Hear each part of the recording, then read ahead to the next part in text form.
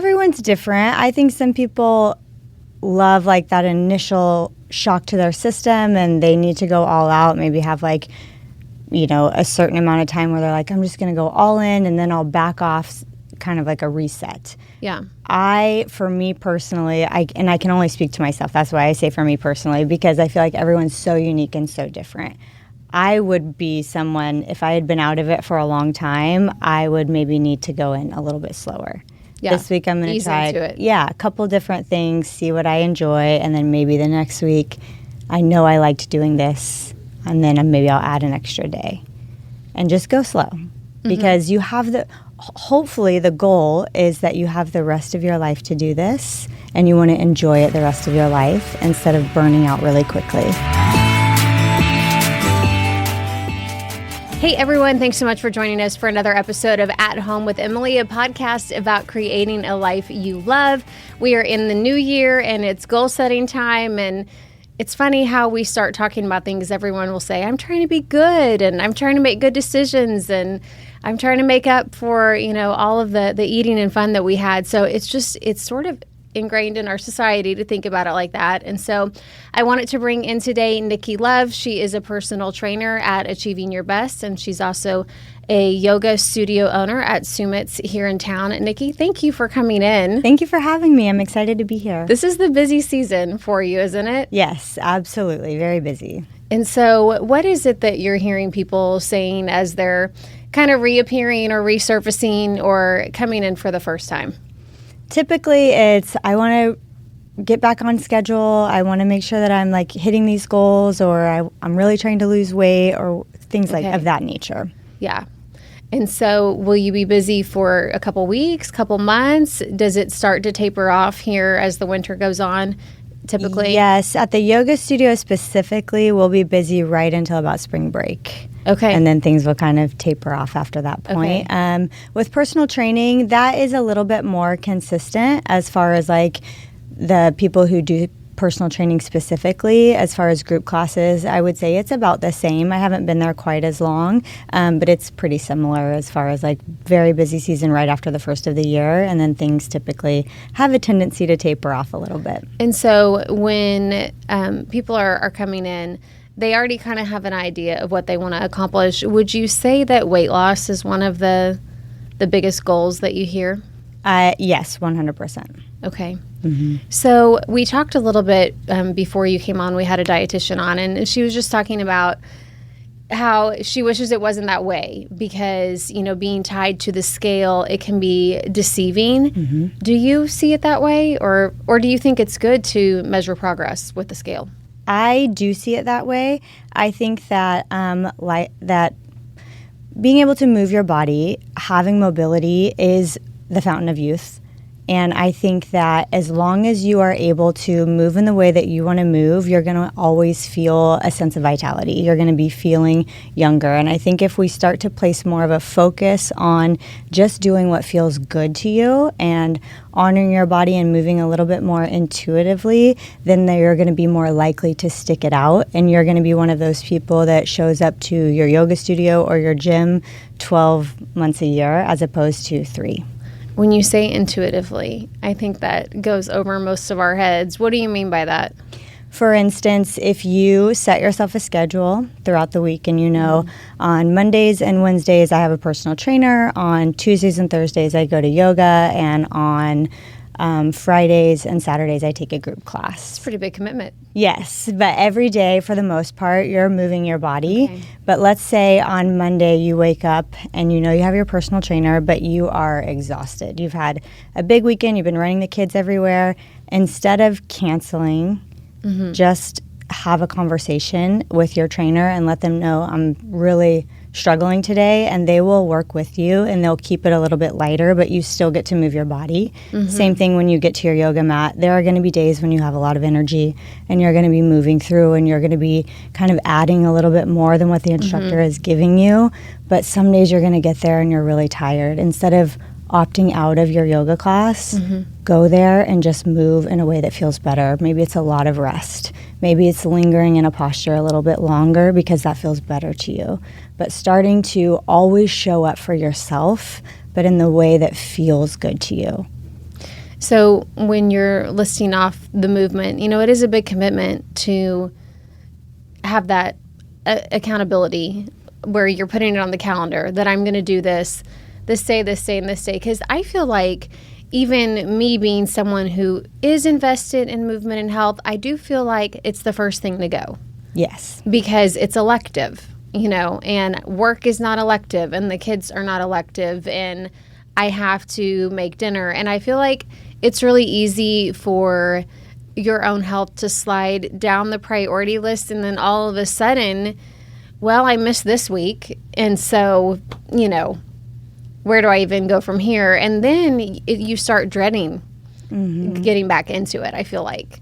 Do you see that a lot? I mean, that's how I feel. It just slides down the list very quickly. Yes.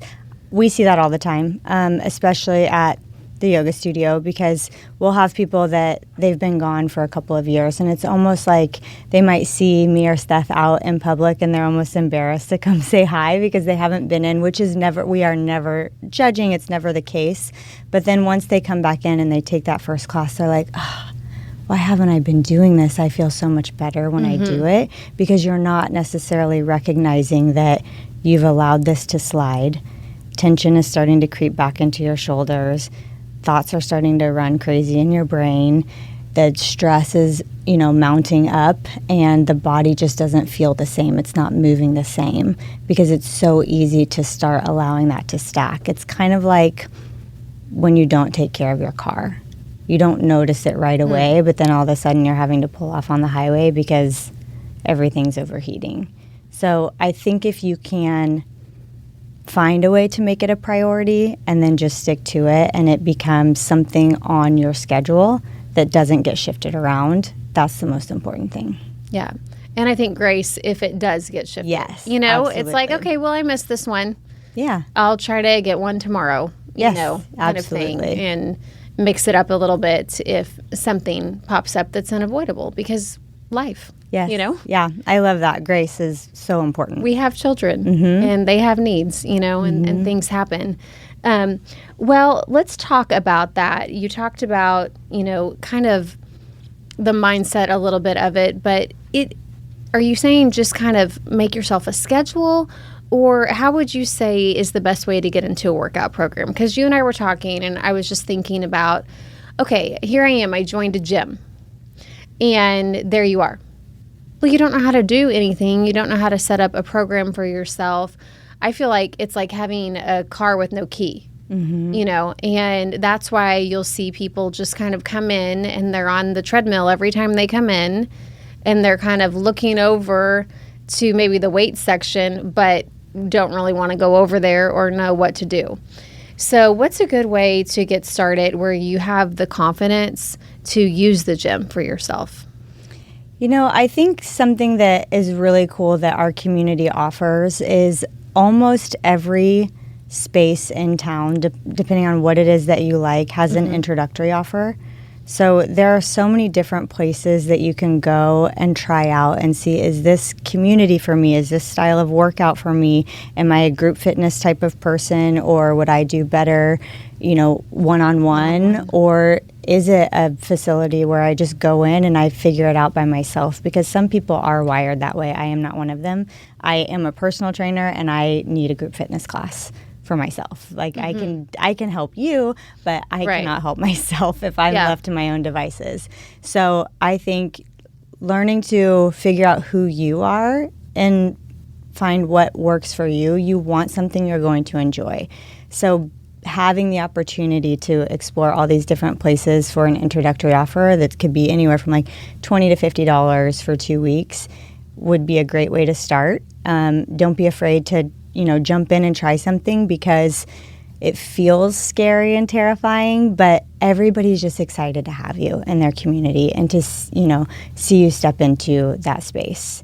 So I think for the most part, everyone would be excited to have somebody new step in. And I think the social side of it is helpful. I mean, I feel the same way that you do. Like it's nice to see some familiar faces that are kind of looking out for you being there, and that maybe you're on the same path, and then you get to meet new people. Right, exactly. That's part of it. Yes, and every community is great, but what feels really comfortable to me in a community might not feel the same for you, and vice versa. So being able to explore those communities too, I think, is important. When we talk about goal setting, you already kind of hit on the fact that the scale, I mean, it is a way to measure. However, we all have heard, if you're building muscle at the same time that, you're losing fat and things like that, the numbers may not be doing what you're wanting them to. So how do you track progress and how do you set goals?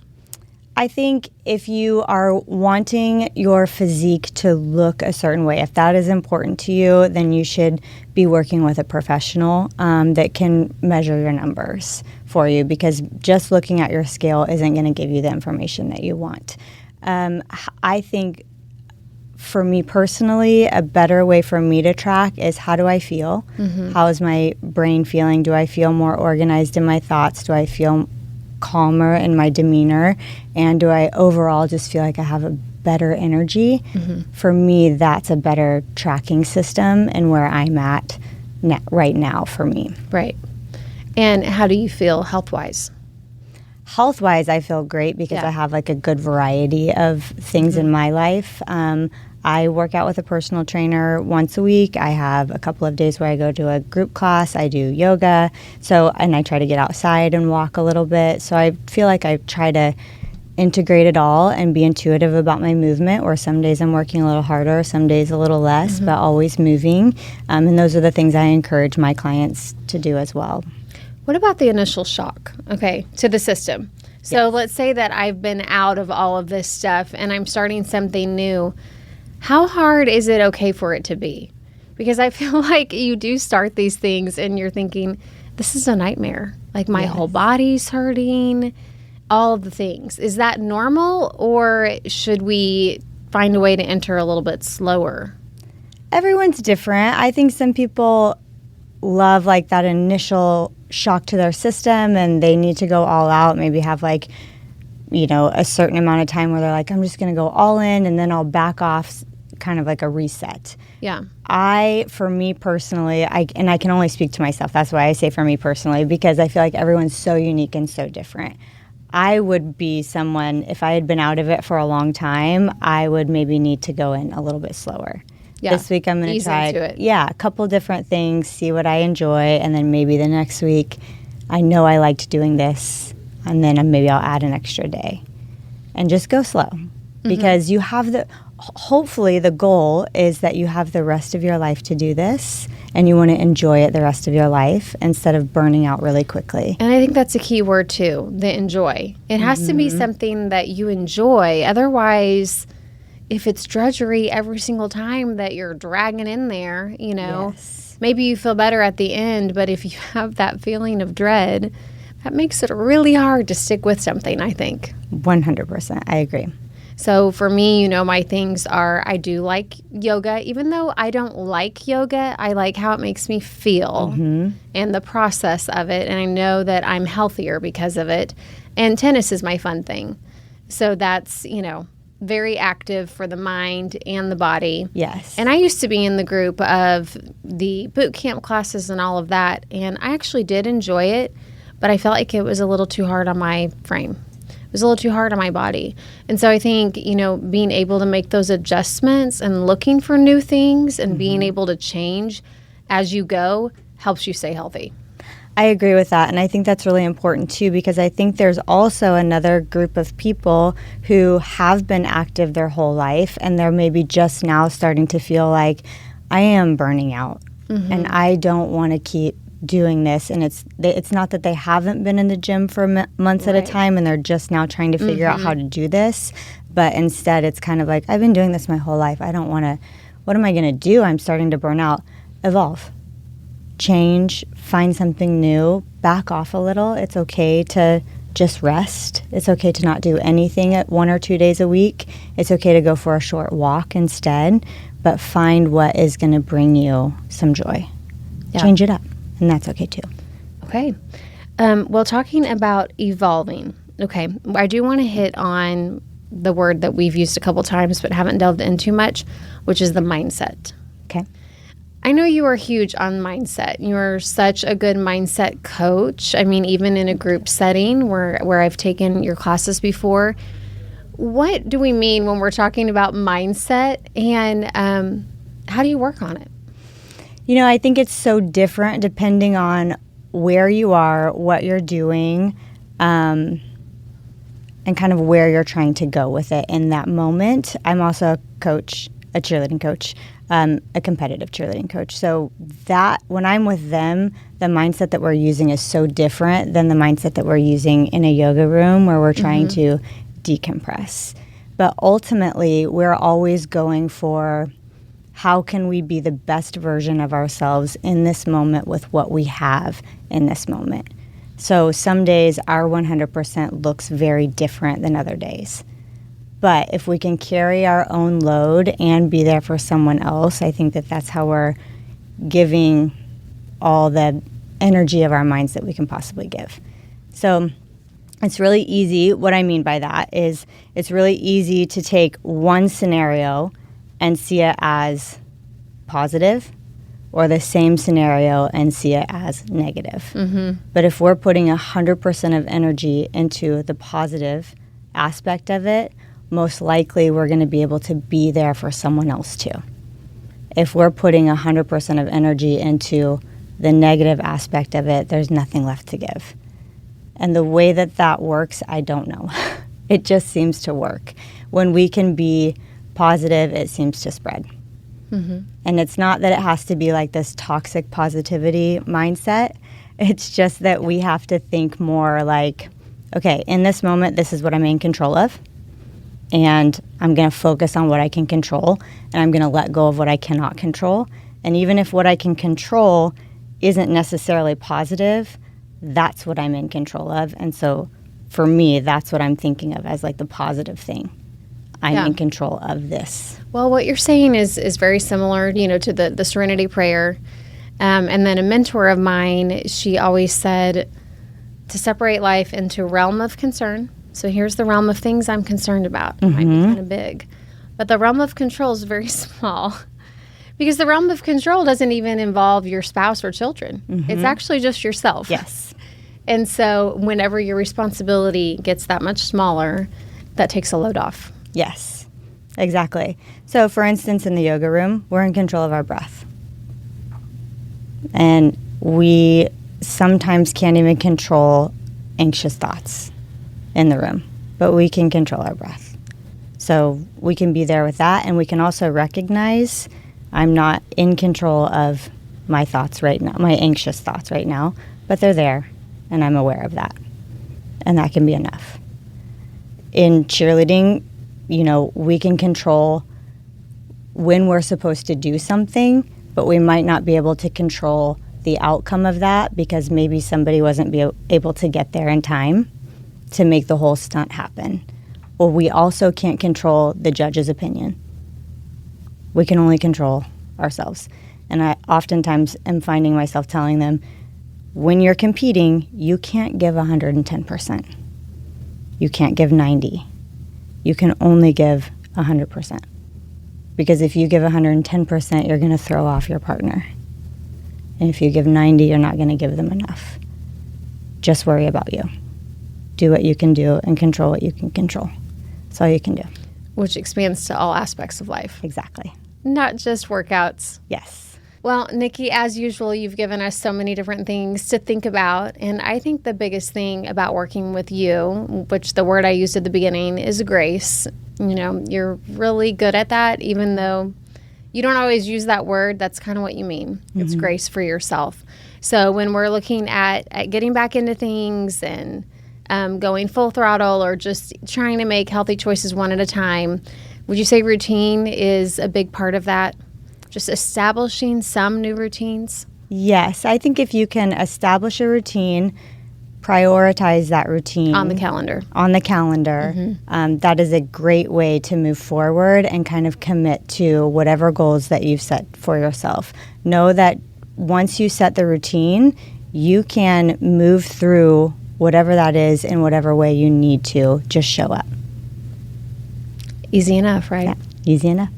Well, and I think too, once those changes, you start to feel those changes, it gets easier. Yes.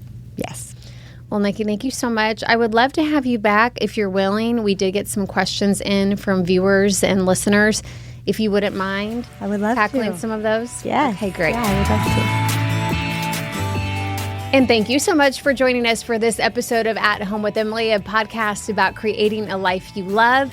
Please be sure to like and subscribe if you are following us here on YouTube so you can be notified when our next episode drops. It's every Wednesday. You can also follow Around the Ozarks on social, Instagram, and of course, Facebook.